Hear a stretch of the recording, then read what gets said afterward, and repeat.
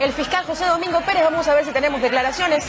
Esta es la prognosis de pena que plantea el fiscal José Domingo Pérez para Keiko Fujimori. Estará también con nosotros en el programa el fiscal José Domingo Pérez para hablar del caso de Susana Villarán. Que el fiscal José Domingo Pérez no habría hecho bien su trabajo, ¿no? Que habría deficiencias en su labor como fiscal. Pero José Domingo Pérez ha dicho que él es el único que puede decidir cómo se escribe su nombre en la historia. El Ministerio Público o Fiscalía en el Perú es el organismo autónomo que tiene entre sus principales funciones la defensa de la legalidad, proteger los derechos de los ciudadanos y de las ciudadanas, resguardar los intereses públicos y también representar a la sociedad en juicio. Pero además tiene una función muy importante que es perseguir el delito. Pero perseguir el delito tiene sus riesgos. En este capítulo conoceremos una preocupante modalidad, la criminalización de los fiscales. O como lo denomina la Corte Interamericana de Derechos Humanos en el caso Casanina versus Perú, mecanismos de presión o de represalia para afectar la independencia y objetividad de los fiscales.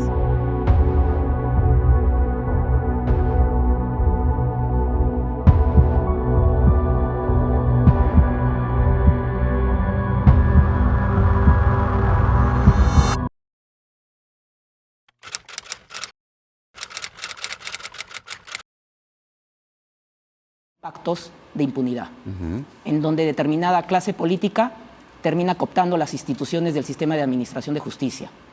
Por eso estoy acá, señor Jaime Chincha, para denunciar que eso no pase en mi institución. Y yo entiendo que muchos fiscales también tendrían ese deseo o esa voluntad de denunciar lo que está pasando en este momento en el Ministerio Público. Pero hay temor de que puedan ser suspendidos, separados de sus funciones. Pero yo creo que hay que vencer ese temor.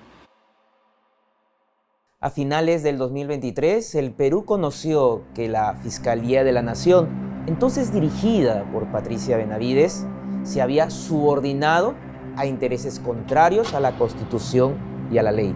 Y como ya ocurrió a finales del 2018, nuevamente tuve que salir a las calles a defender mi institución.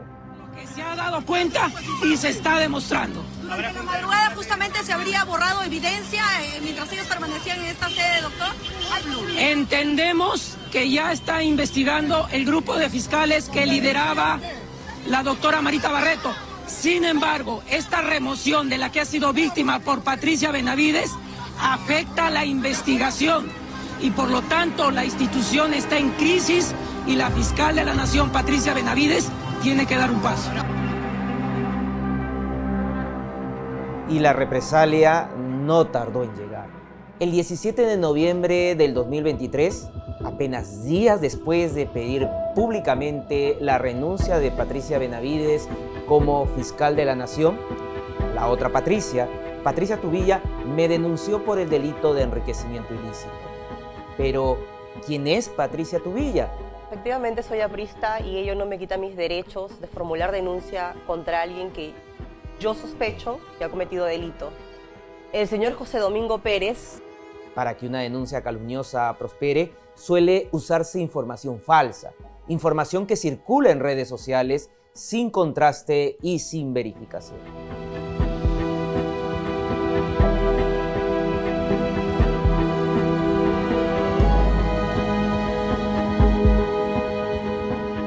La relatora especial sobre la independencia de magistrados y abogados de Naciones Unidas, Margaret Satterwhite, en su informe al Perú del 2 de julio del 2024, también puso atención a esta investigación por enriquecimiento ilícito.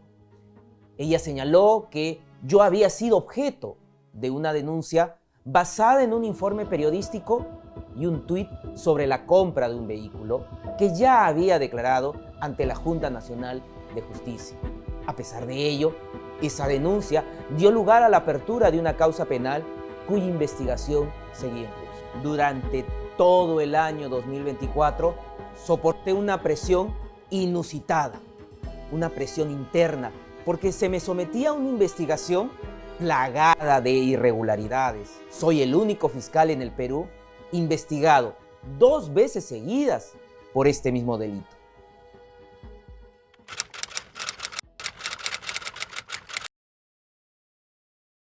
Rodeado de 4 agentes de seguridad, el fiscal José Domingo Pérez llegó con una solicitud de 30 años de cárcel para Fujimori y un pedido al tribunal. Que se instale porque es una audiencia inaplazable. Y bajo su saco y chompa llevaba un chaleco antibalas. ¿Por qué el chaleco antibalas, doctora? A lo que usted está observando. El 1 de julio del 2024 no solo se iniciaba el juicio oral del caso Cócteles, sino que ese mismo día el fiscal Regis Oliver Chávez Sánchez ordena realizar una pericia contable financiera para determinar desbalance patrimonial e identificar depósitos o transferencias de origen desconocido. Mientras me encontraba sustentando la acusación contra Keiko Fujimori, contra el partido político Fuerza Popular, el fiscal designó a 2 peritos, les tomó juramento y les ordenó que en 15 días emitieran su informe pericial. El fiscal español Ignacio Estampa tiene una frase precisa. Cuando la investigación es contra gente poderosa del crimen organizado, la regla número 1 es destruir al fiscal que los investiga. Y así se buscó destruirme con la llamada bomba de Philip Butters. Y hemos logrado tener información de primera mano. La investigación, que quede claro, no es una investigación propia, es una investigación oficial de la Fiscalía del Perú, con la cual estoy en condiciones de afirmar que el Perú va a estrenar un nuevo corrupto, José Domingo Pérez. Durante buena parte del 2024 y este 2025 tuve que soportar una intensa campaña de infamias y calumnias. Medios de comunicación y actores políticos se ensañaron conmigo, con mi familia y con mi trabajo, alimentando una narrativa inventada sobre un supuesto desbalance patrimonial. Enriquecimiento ilícito que afronta el fiscal ad hoc del caso Lavallato, José Domingo Pérez. Contra el fiscal del equipo Lavajato, José Domingo Pérez, quien sería culpable de delito de enriquecimiento ilícito. En esos años, el fiscal Pérez habría presentado un desbalance de más de 130.000 soles y por eso hay una investigación en curso desde el Ministerio Público. El profesor Michele Tarufo advertía que la construcción de narrativas puede ser particularmente peligrosa porque puede hacer una historia coherente y creíble para quienes comparten ciertos prejuicios. Y esa fue la estrategia, construir la narrativa de que el fiscal no es sostenible en el cargo por descrédito y deshonra, es decir, intentar asesinar moralmente al fiscal. Llega un momento en que la virtuosa lucha contra la corrupción se eclipsa y la impunidad ilumina. En ese horizonte, la mentira se instala en el imaginario social y la verdad cede ante la infamia y la calumnia. Los perseguidores de la corrupción terminan siendo perseguidos por la propia corrupción. Y eso puede advertirse cuando empiezan las campañas de desprestigio y desacreditación contra las investigaciones y sus investigadores. La criminalización de fiscales es un mecanismo de presión para enfrentar las poderosas presiones inherentes a los casos de megacorrupción. Los fiscales debemos legitimarnos ante la sociedad. Es un deber salir a la opinión pública y responder con la verdad. Entonces, ¿qué hace el señor Philip Butters?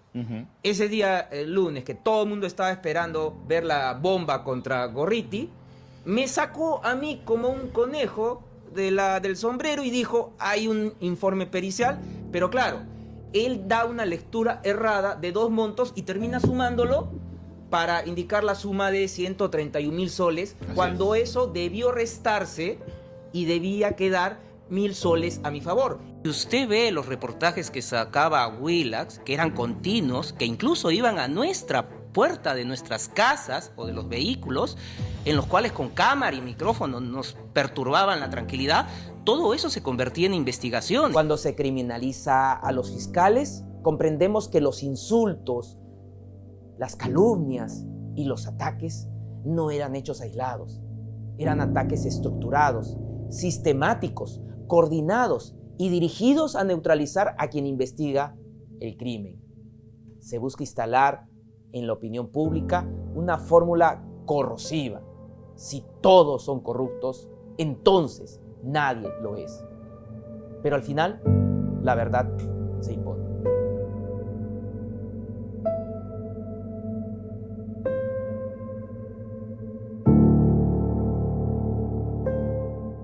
Finalmente, el uso indebido del derecho penal para presionar o castigar fiscales que investigan delitos de organizaciones criminales es una práctica que tiene que ser identificada, denunciada y enfrentada, porque tú podrías ser la próxima víctima. Espero que mi historia te sea útil.